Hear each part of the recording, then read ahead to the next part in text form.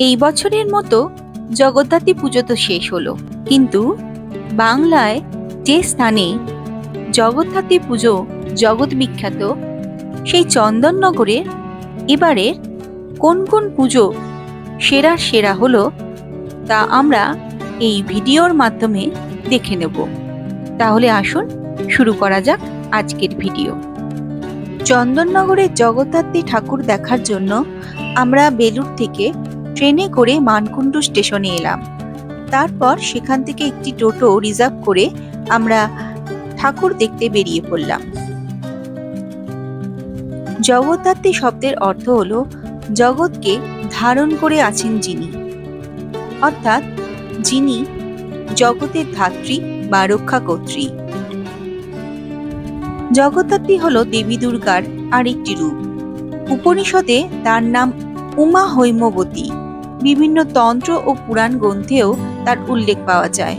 যদিও জগদ্ধাত্রী আরাধনা বিশেষত বঙ্গদেশেই প্রচলিত, নদিয়া জেলার কৃষ্ণনগর, হুগলি জেলার চন্দননগর, রিষড়া, গুপ্তিপাড়া, বৈচি, নদিয়া জেলার শান্তিপুরের সূত্রাগড় অঞ্চল, পূর্ব বর্ধমান জেলার ধাত্রী গ্রামে, উত্তর 24 পরগনা জেলার ইচাপুরের নবাবগঞ্জ অঞ্চল জগদ্ধাত্রী উৎসবের জন্য জগৎ বিখ্যাত।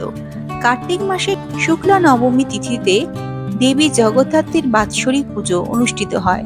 হিন্দু বাঙালির ধর্মীয় মানুষে রাজসিক দেবী দুর্গা ও তামসিক কালীর পরেই স্থান সত্যগুণের দেবী জগদ্ধাত্রীর।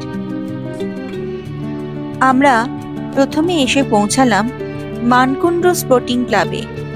এবারে এনাদের ভাবনা ঐতিহ্যের অগ্নিস্নান।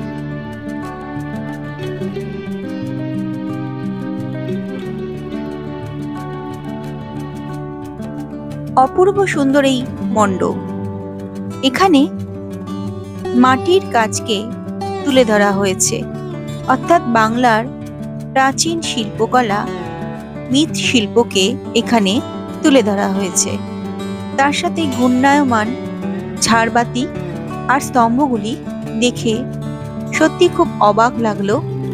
কি অপরূপ এনাদের মণ্ডপ সজ্জা, এমনি প্রতিমাও খুব সুন্দর। চন্দননগরের প্রতিমার একটি অনন্য সাধারণ বৈশিষ্ট্য হলো ডাকের সাজ। এখানেও এই প্রতিমাকে অপরূপ ডাকের সাজে সজ্জিত করা হয়েছে। সত্যি অপরূপ এই প্রতিমা দেখে চোখ জুড়িয়ে গেল।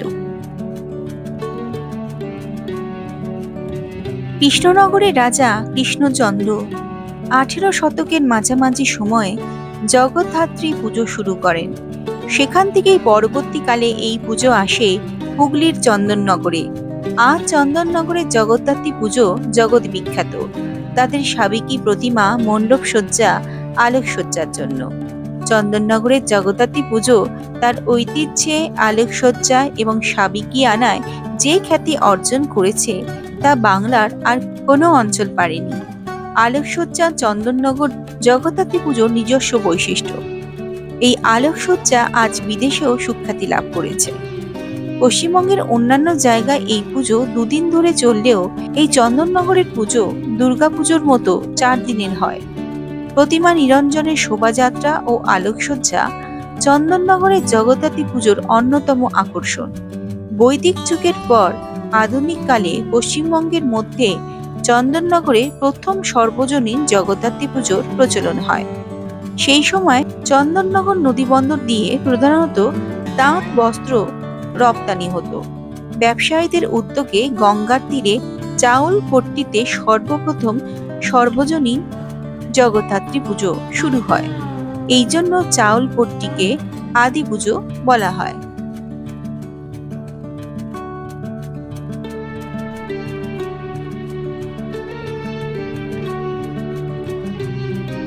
আমরা এবার এসে পৌঁছালাম মানকুণ্ডু আমরা সবাই ক্লাবের পুজো দেখবার জন্য।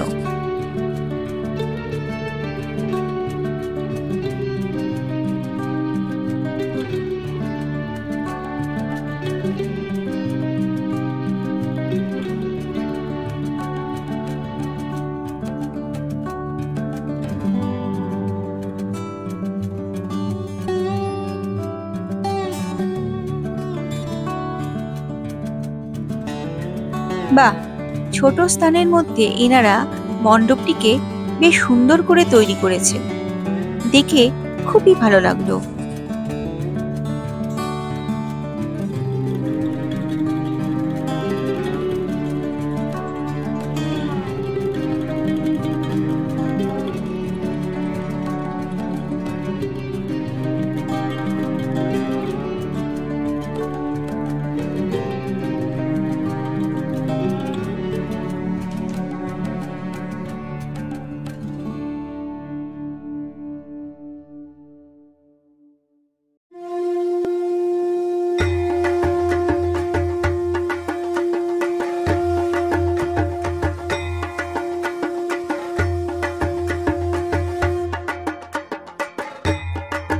প্রতিমার মুখশ্রী অপরূপ সুন্দর।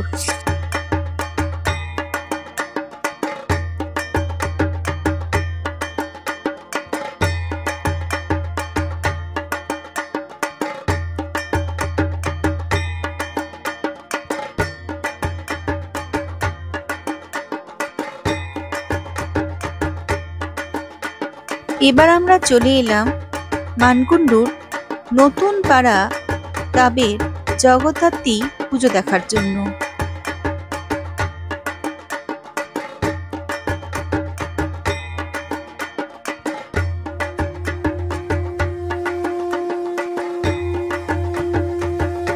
আমরা এবার চলে এলাম মানকুণ্ডুর নতুন পাড়ার পুজো দেখার জন্য। এবারে এনাদের পুজো 70 বছরে পদার্পণ করলো। এবার এনাদের পুজোর থিম হলো মনের মানুষ। টিনের বাঁধ, বাঁশ, সুতো, পিচবোর্ডের মধ্যে বিভিন্ন ছবি এঁকে এই মণ্ডপটি খুব সুন্দর করে সাজানো হয়েছে।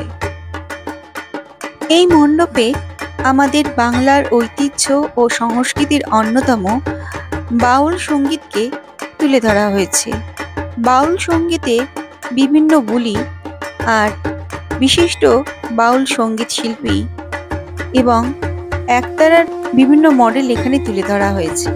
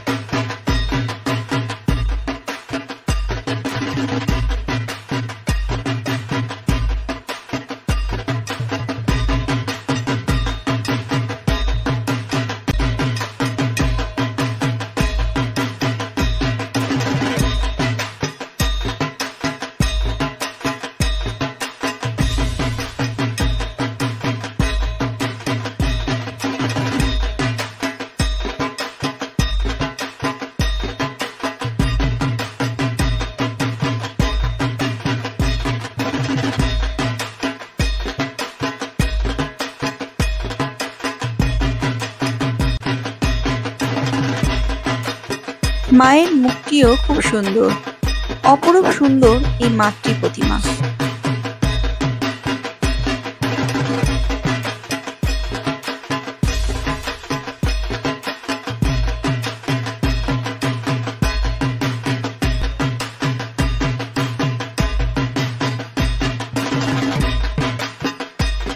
আমরা এবার চলে এসেছি নিয়োগী বাগানের জগদ্ধাত্রী পুজো দেখতে।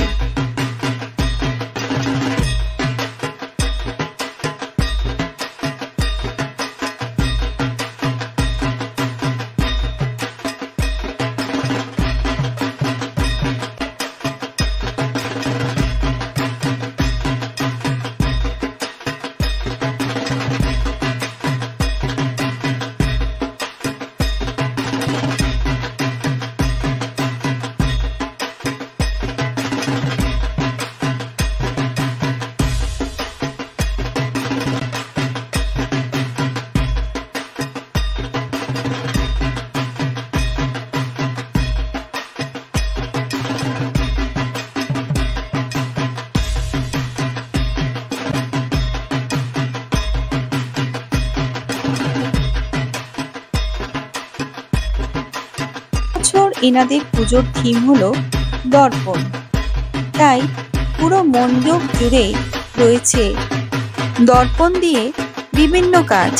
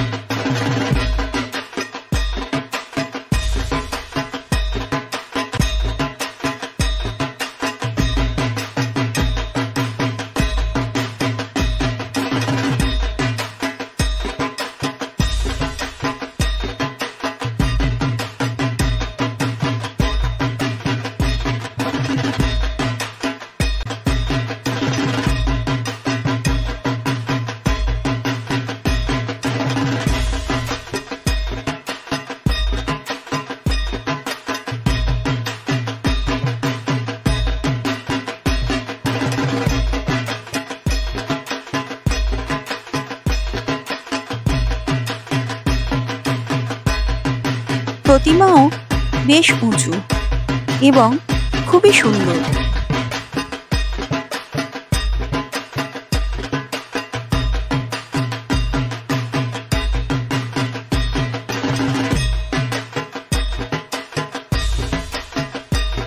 আমরা এবার চলে এসেছি মানকুণ্ডু মহাডাঙ্গা বালক সংঘের পুজো দেখতে।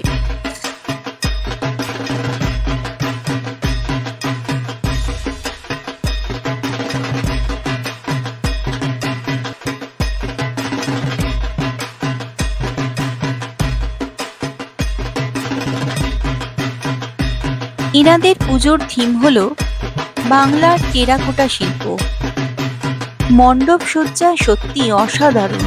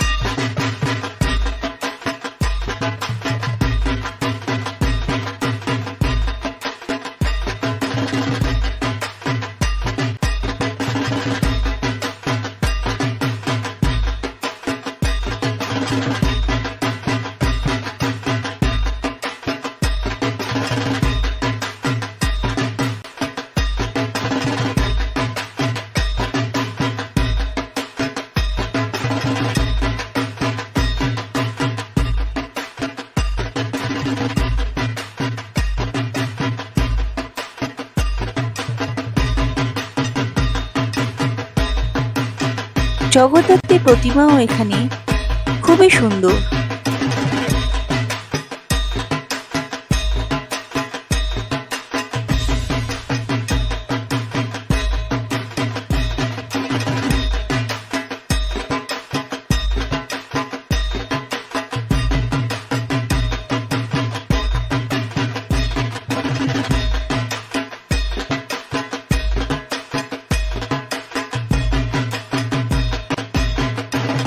এবারে আমরা চলে এলাম মানকুণ্ডু সুভাষ সংঘের পুজো দেখার জন্য।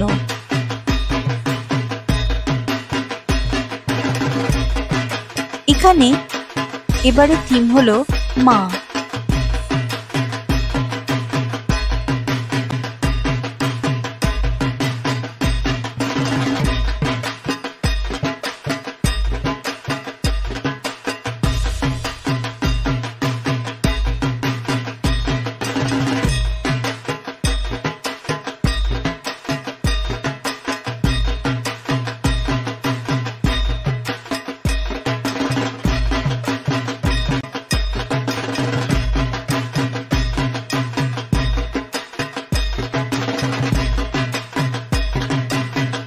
মণ্ডপ সজ্জায় ব্যবহার করা হয়েছে দেখলাম রং বেরঙের সুতোর রিল।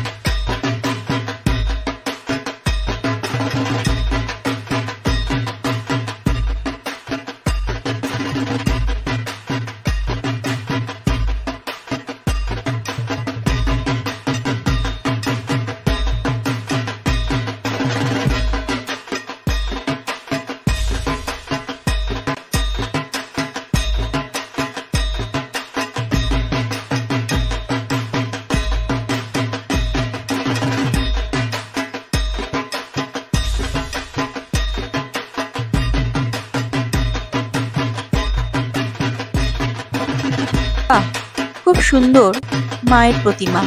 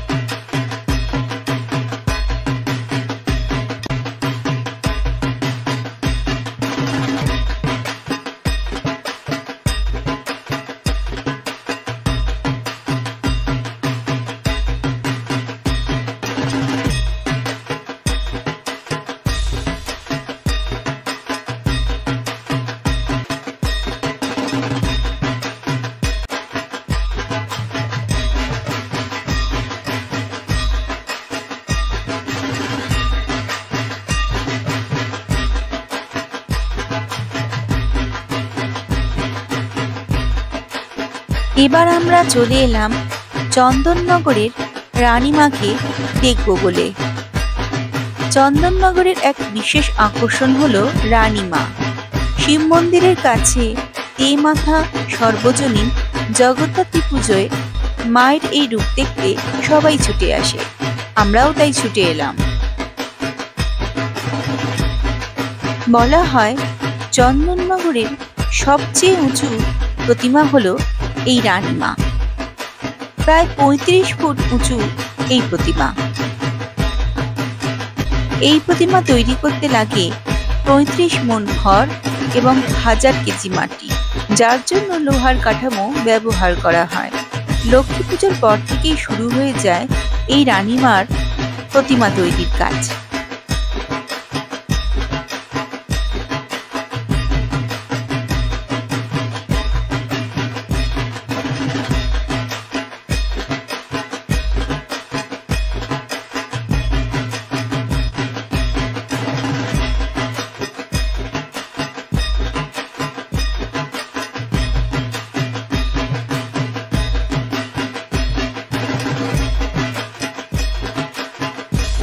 সত্যি অপূর্ব, অসাধারণ, অনবদ্য এই প্রতিমা, দেখলে চোখ ফেরানোই যায় না।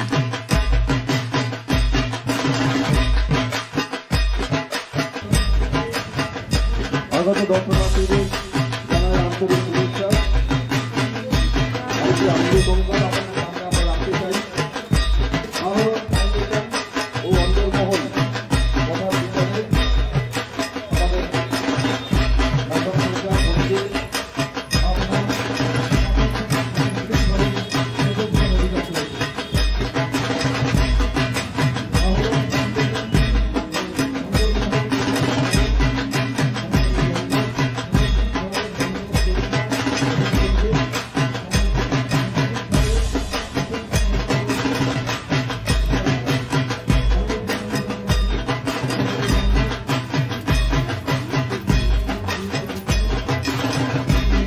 আমরা চলে এসেছি চন্দননগরের অম্বিকা অ্যাথলেটিক ক্লাবের পুজো দেখতে।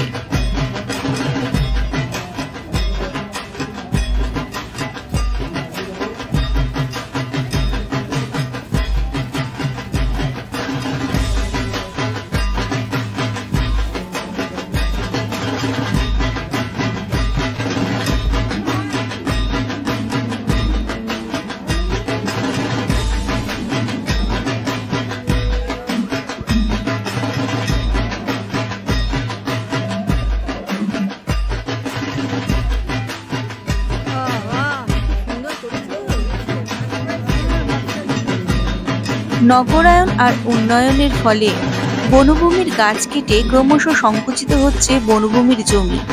এর ফলে পশু পাখি আদিবাসীদের বাসস্থানের সংকোচন হচ্ছে, তাদের অস্তিত্ব বিপন্ন হচ্ছে। এই মণ্ডপে তারই চিত্র ফুটে উঠেছে, সঙ্গে প্রাণীদের আর্তনাদ সাউন্ড সিস্টেমের মাধ্যমে তুলে ধরা হয়েছে। বেশ অভিনব ভাবনা, সঙ্গে সচেতনতাও।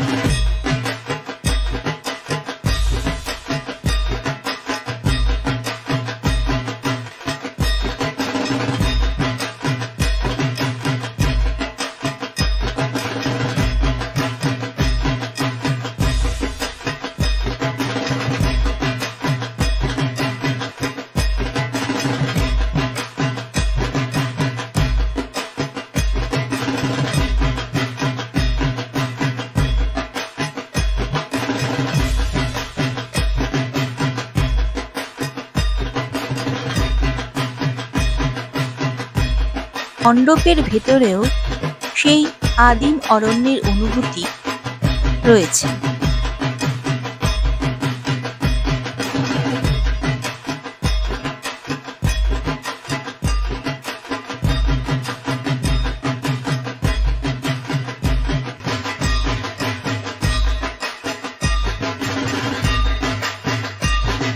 প্রতিমাও খুব সুন্দর।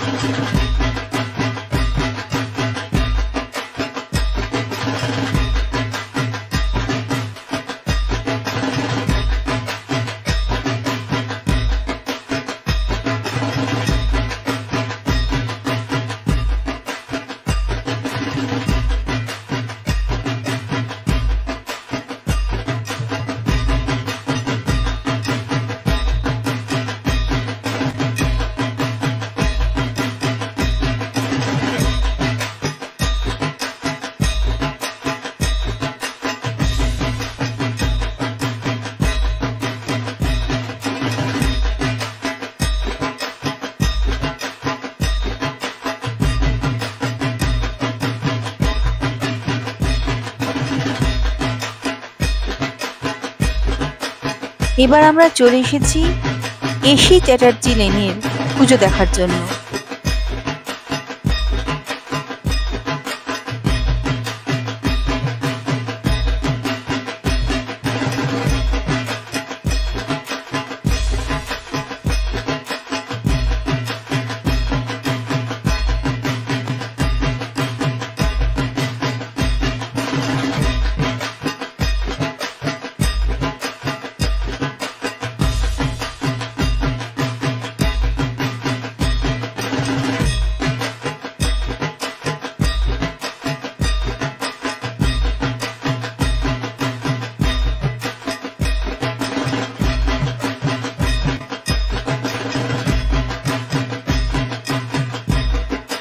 এই মণ্ডপেরও অন্দরমহলের সজ্জা সত্যি অপরূপ।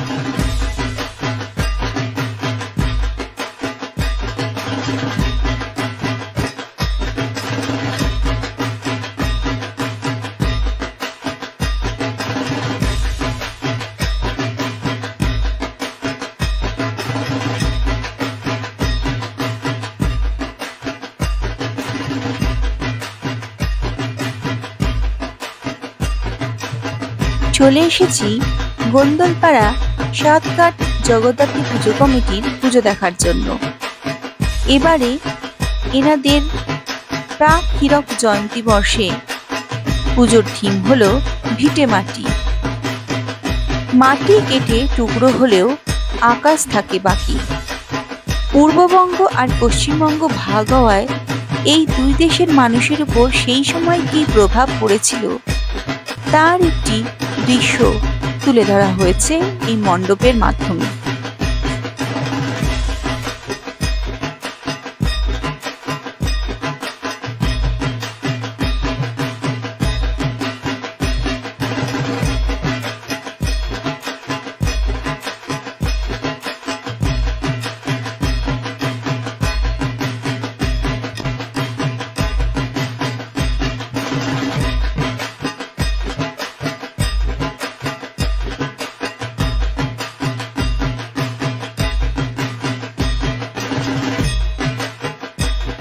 আজকের পর্ব এখানেই শেষ।